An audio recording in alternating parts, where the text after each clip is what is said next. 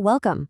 We're about to explore the Baha'i Faith, which sees our world's spiritual history not as a bunch of separate competing stories, but as one single incredible story that's still being written. Okay, let's jump right in. Right at the very heart of this story is a pretty profound idea about why we're even here. This passage from the Baha'i writings, well, it tells us that humanity is unique. We've been created with this amazing capacity to be like a mirror, reflecting the qualities of a higher divine reality. And this isn't just some nice poetry, it's seen as the whole point behind creation itself. For as long as we've been around, people have been searching for meaning, right? There's this deep spiritual hunger. Well, according to the Baha'i Faith, that hunger has always been met by an eternal promise from God. And that promise? It's fulfilled through these incredible figures called divine educators, or manifestations of God. We know them by other names, of course, prophets, messengers, avatars. But the key thing to get here is that they're not just wise teachers. They are perfect mirrors reflecting God's light, and each one shows up at just the right time to help humanity take its next big step. And this really gets to the heart of it. The message each manifestation brings is never random. It's perfectly tailored to the needs and, the capacity of the people living at that time. They come to renew those timeless spiritual truths we all know, but they also bring new social teachings to help civilization move forward. So this leads us to what is truly a beautiful and central idea in the Baha'i Faith, something called progressive revelation. This is where that idea of a single unfolding story really comes to life. Okay, so here's the takeaway. It's not about a bunch of different competing religions. The idea is that there's only one religion of God, and it's been revealed to us piece by piece over time. Think of it like a single epic book, and each prophet comes along to reveal the next chapter right when we're ready for it. And we see this amazing story play out through history's great spiritual teachers.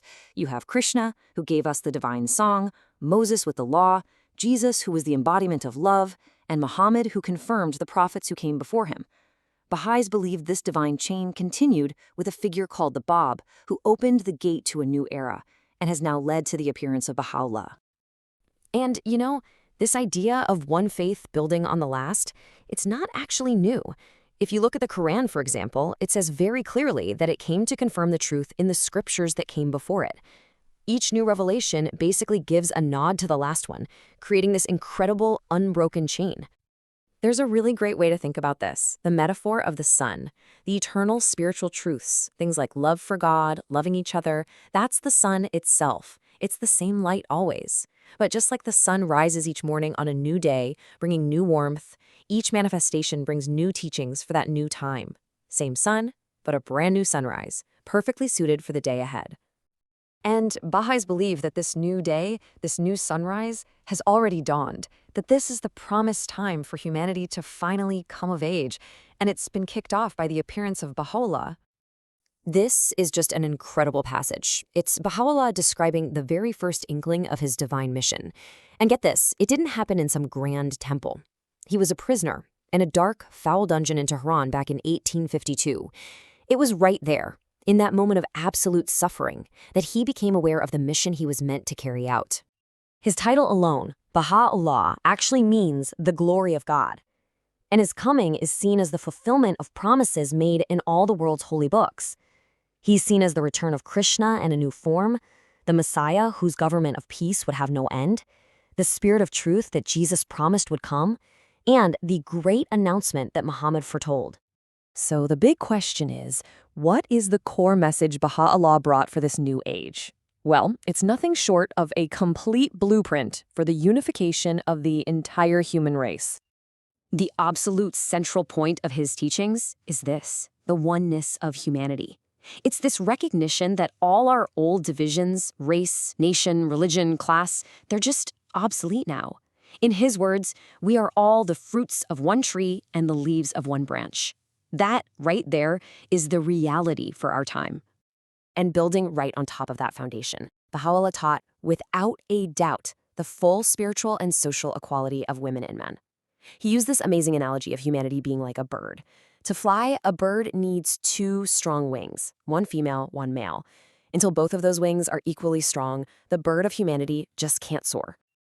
His teachings also clear up that old fight between science and religion. They're described as, you guessed it, two wings of the same bird. Religion without science, well, that can drift into superstition.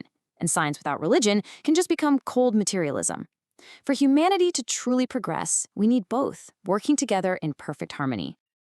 And finally, this is a huge one, the independent investigation of truth. We are all called to see with our own eyes, not through the eyes of others. Instead of just blindly following what we've been told, every single person has the ability and the responsibility to search for truth for themselves. Now, this whole revelation isn't meant to be something you just passively believe in. It's really an open, active invitation to every single one of us to roll up our sleeves and help build a new world. So, what's the next step? The Baha'i Faith isn't asking for blind faith. No, it's asking for something much more powerful. A courageous, open-hearted, and totally personal search for truth. The invitation really has 3 parts. First, start your own investigation. Read the writings, decide for yourself. Second, start to see that deep spiritual unity that connects all the world's great faiths. And third, turn that knowledge into action. Join with others to serve humanity, and put these ideas to work in your own community. And this is so important to understand. This path doesn't ask you to throw away your spiritual heritage. Not at all. It sees the faiths of the past as the essential, foundational chapters in this one single story. It actually builds on the truths you already hold dear, honoring them, as part of God's amazing, unified plan for all of us. And this all leads to the ultimate vision. The Baha'i teachings look forward to a future of global peace and justice, not as some fairy tale utopia, but as the destined, inevitable next step in our collective journey. So the question this leaves us with isn't if this new world will be built, but what part each of us will choose to play in building it.